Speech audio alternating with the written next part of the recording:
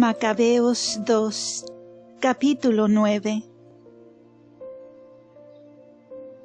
Entretanto, así que Demetrio supo que Nicanor con todas sus tropas habían perecido en el combate, envió de nuevo a Báquides y a Alcimo a la Judea, y con ellos el ala derecha, o lo mejor de su ejército.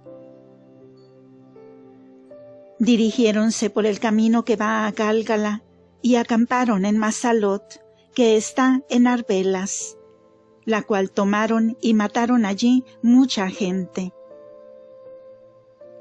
En el primer mes del año 152 se acercaron con el ejército a Jerusalén, de donde salieron y se fueron a Berea en número de 20,000 hombres y 2,000 caballos. Había Judas sentado su campo en Laisa, y tenía consigo 3,000 hombres escogidos. Mas cuando vieron la gran muchedumbre de tropas enemigas, se llenaron de grande temor, y desertaron muchos del campamento. De suerte que no quedaron más que 800 hombres. Viendo Judas reducido a tan corto número su ejército, y que el enemigo le estrechaba de cerca, perdió el ánimo, pues no tenía tiempo para ir a reunir las tropas, y desmayó. Con todo, dijo a los que le habían quedado: «Ea, vamos contra nuestros enemigos, y veamos si podemos batirlos». Mas ellos procuraban disuadirlo de eso, diciendo: «De ningún modo podemos. Pongámonos más bien a salvo, yéndonos a incorporar con nuestros hermanos, y después volveremos a pelear con ellos. Ahora somos nosotros muy pocos». «Líbrenos Dios», respondió Judas, «de huir de delante de ellos. Si ha llegado nuestra hora, muramos valerosamente en defensa de nuestros hermanos, y no echemos un borrón a nuestra gloria». A este tiempo salió de sus reales el ejército enemigo y vino a su encuentro. La caballería iba dividida en 2 cuerpos. Los honderos y los flecheros ocupaban el frente del ejército, cuya vanguardia componían los soldados más valientes.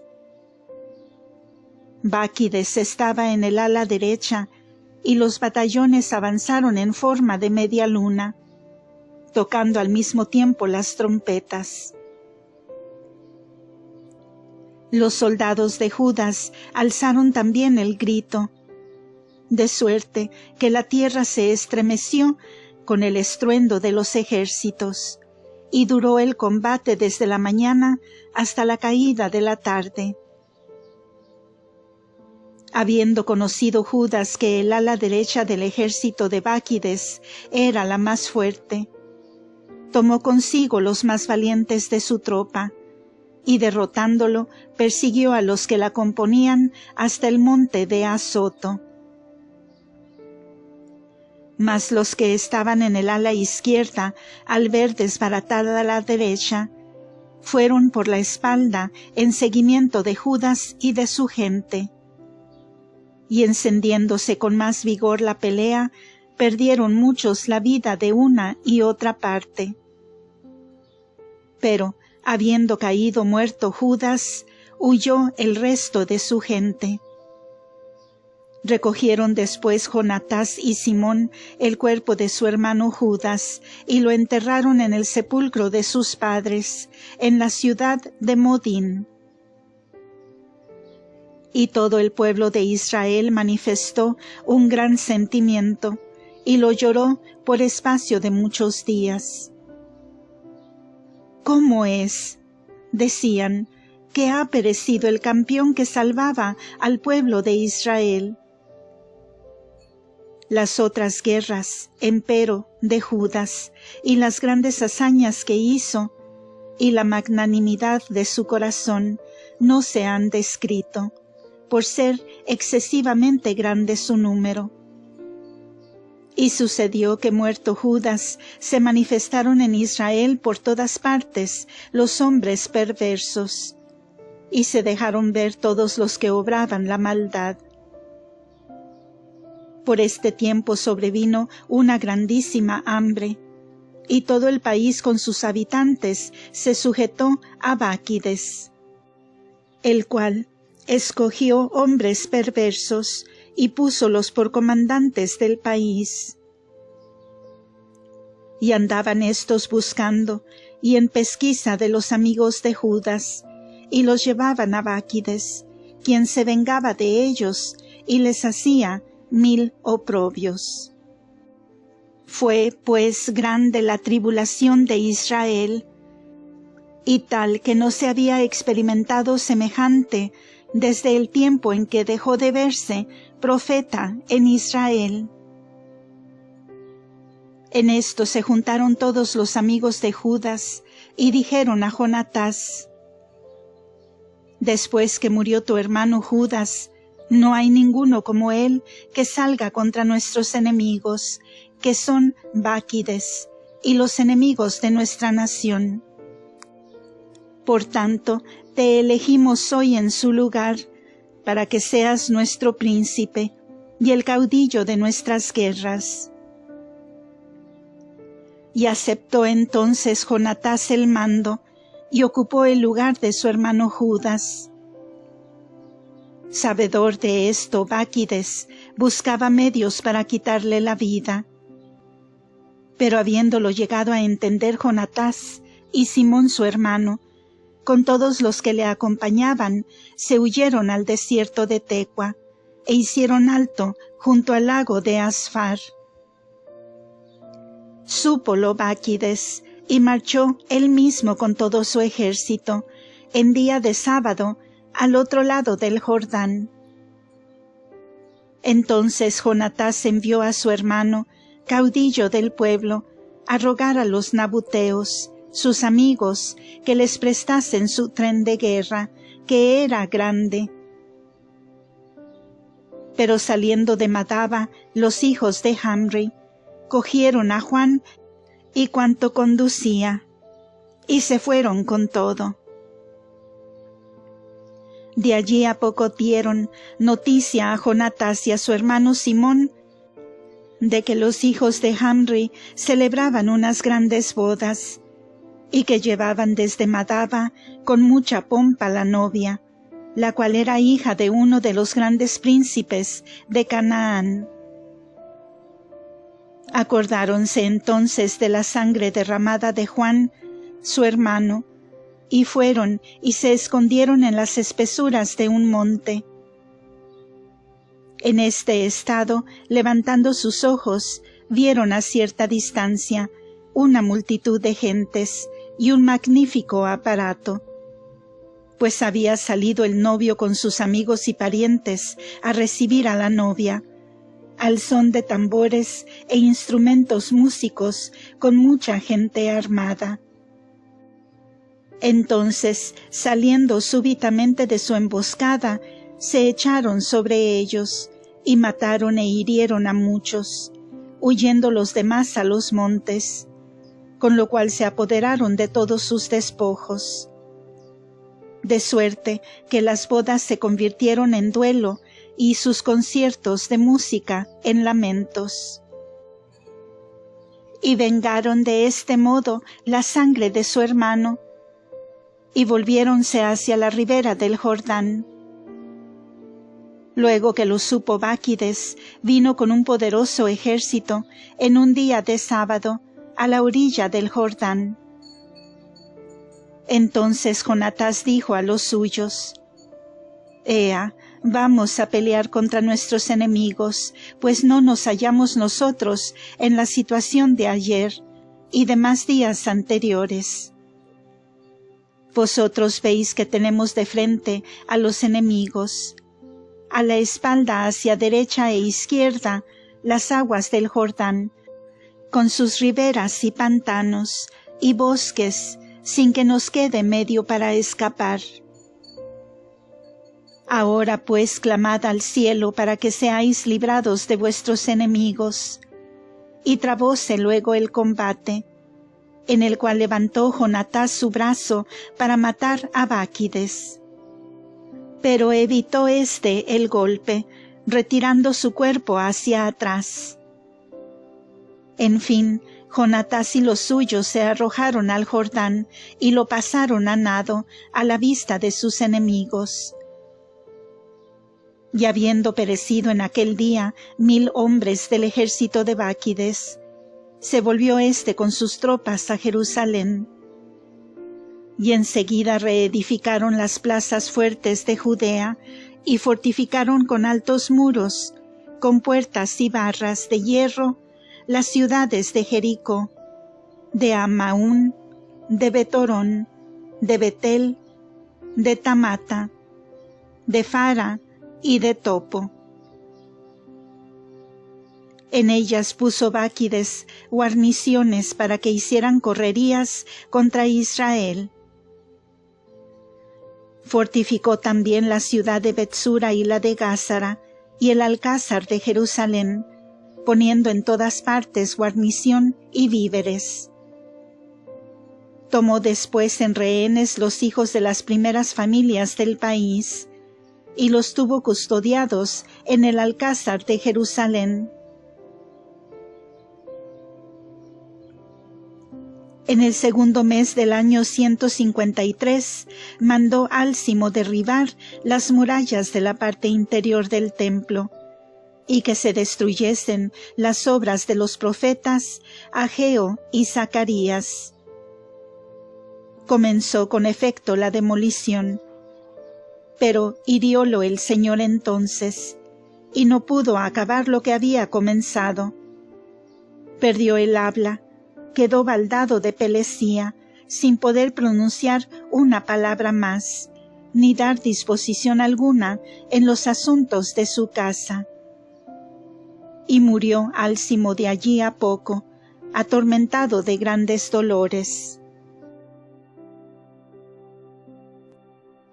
Viendo Báquides que se había muerto Álcimo, se volvió a donde estaba el rey, y quedó el país en reposo por 2 años. Pero al cabo, los malvados todos formaron el siguiente designio. Jonatás, dijeron, y los que con él están, viven en sosiego y descuidados. Ahora es tiempo de hacer venir a Báquides y de que les sorprenda a todos en una noche. Fueron pues a verse con él y le propusieron este designio. Báquides se puso luego en camino con un poderoso ejército, y envió secretamente sus cartas a los que seguían su partido en la Judea, a fin de que pusiesen presos a Jonatás y a los que le acompañaban. Mas no pudieron hacer nada, porque éstos fueron advertidos de su designio. Entonces Jonatás prendió a 50 personas del país, que eran los principales jefes de aquella conspiración, y les quitó la vida. Enseguida se retiró con su hermano Simón y los de su partido a Bet-Besén, que está en el desierto. Repararon sus ruinas y la pusieron en estado de defensa. Tuvo noticia de esto Báquides, y juntando todas sus tropas, y avisando a los partidarios que tenía en la Judea, vino a acamparse sobre Bet-Besén, a la cual tuvo sitiada por mucho tiempo, haciendo construir máquinas de guerra.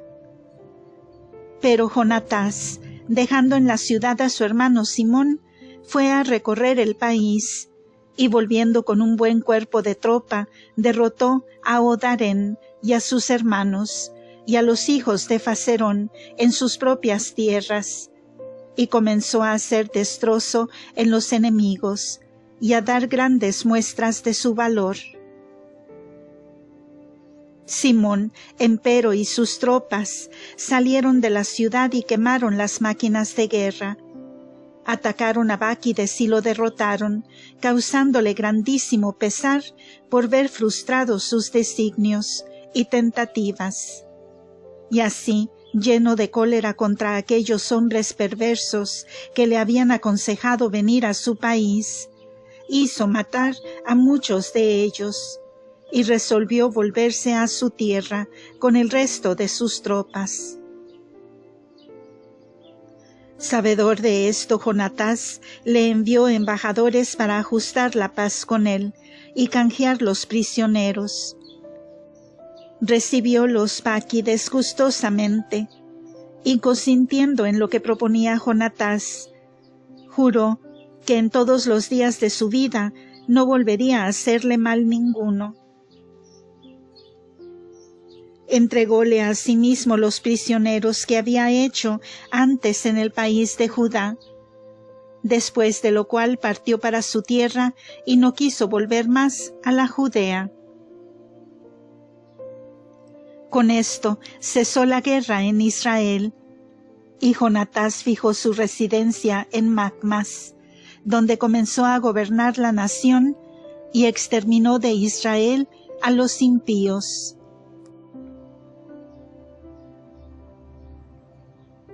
Macabeos 2, capítulo 10. El año 160, Alejandro, hijo de Antíoco, el ilustre, subió a ocupar a Ptolemaida y fue bien recibido, y empezó allí a reinar. Así que lo supo el rey Demetrio, levantó un poderoso ejército y marchó a pelear contra él. Envió también una carta a Jonatás llena de expresiones afectuosas y de grandes elogios de su persona, porque dijo él a los suyos: anticipémonos a hacer con él la paz antes que la haga con Alejandro en daño nuestro, pues él se acordará sin duda de los males que le hemos hecho tanto a él como a su hermano y a su nación. Dióle pues facultad para levantar un ejército y fabricar armas. Declarólo su aliado y mandó que se le entregasen los que estaban en rehenes en el alcázar de Jerusalén. Entonces Jonatás pasó a Jerusalén y leyó las cartas de Demetrio delante de todo el pueblo y de los que estaban en el alcázar. E intimidáronse éstos en gran manera al oír que el rey le daba facultad de levantar un ejército. Entregáronse luego a Jonatás los rehenes, el cual los volvió a sus padres.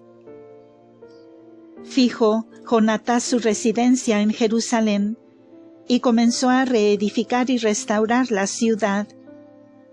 Y mandó a los arquitectos que levantasen una muralla de piedras cuadradas alrededor del monte de Sión, para que quedase bien fortificado, y así lo hicieron. Entonces los extranjeros que estaban en las fortalezas construidas por Báquides se huyeron, y abandonando sus puestos, se fue cada cual a su país.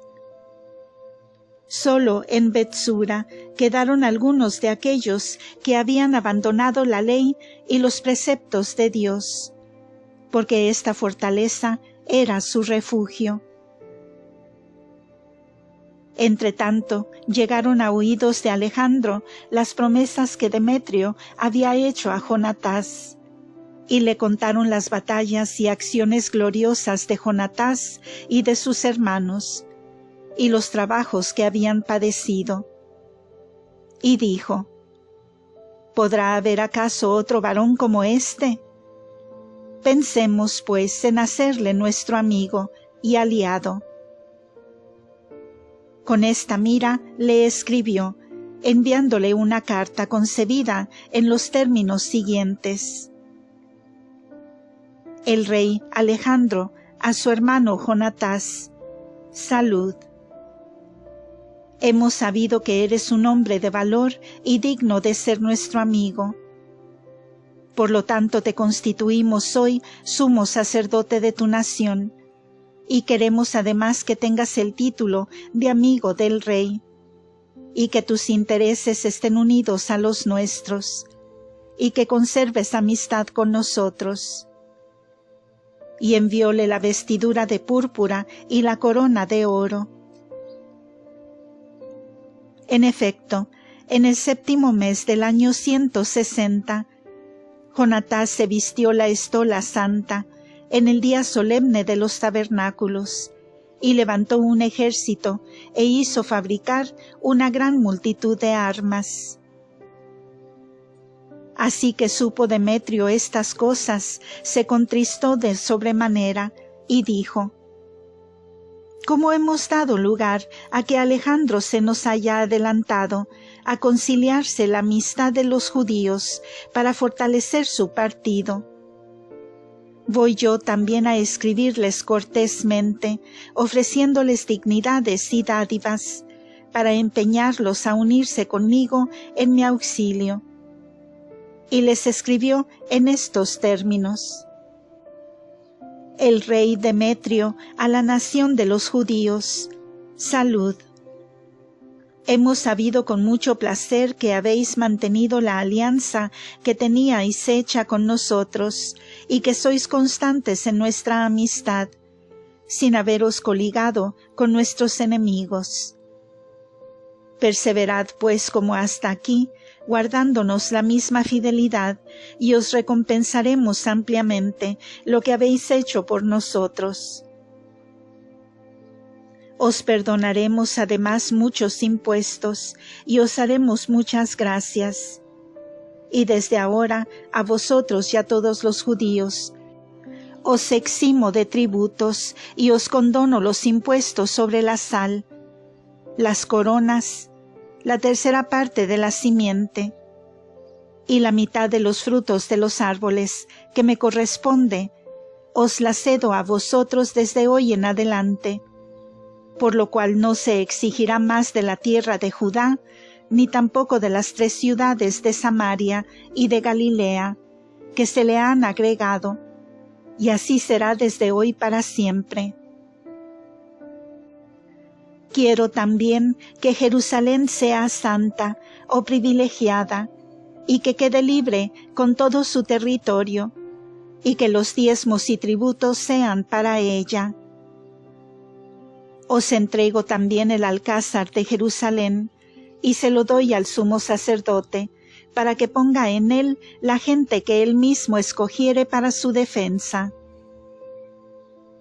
Concedo además gratuitamente la libertad a todos los judíos que se trajeron cautivos de la tierra de Judá, en cualquier parte de mi reino que se hallen, eximiéndolos de pagar pechos por sí y también por sus ganados. Y todos los días solemnes y los sábados y las neomenias, y los días establecidos, y los 3 días antes y después de la fiesta solemne, sean días de inmunidad y de libertad para todos los judíos que hay en mi reino. De modo que en estos días nadie podrá proceder contra ellos, ni llamarlos a juicio por ningún motivo. También ordeno que sean admitidos en el ejército del rey hasta 30,000 judíos, los cuales serán mantenidos del mismo modo que todas las tropas reales, y se echará mano de ellos para ponerlos de guarnición en las fortalezas del gran rey. Igualmente se escogerán de estos algunas personas, a las cuales se encarguen los negocios del reino, que exigen gran confianza.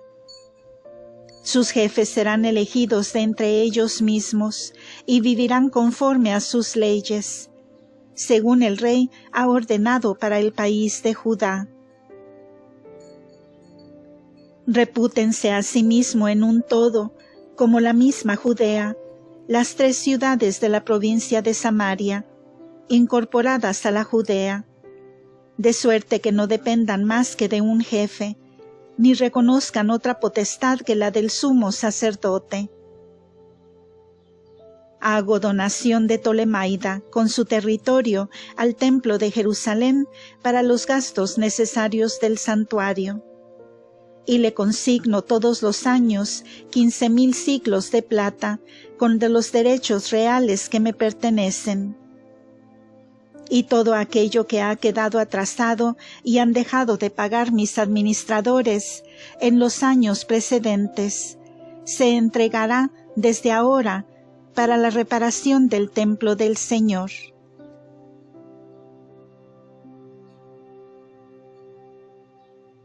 Deo gracias. Nos detenemos en el versículo 41. La carta de Demetrio a la nación de los judíos continuará en el siguiente audio. Gracias por escuchar.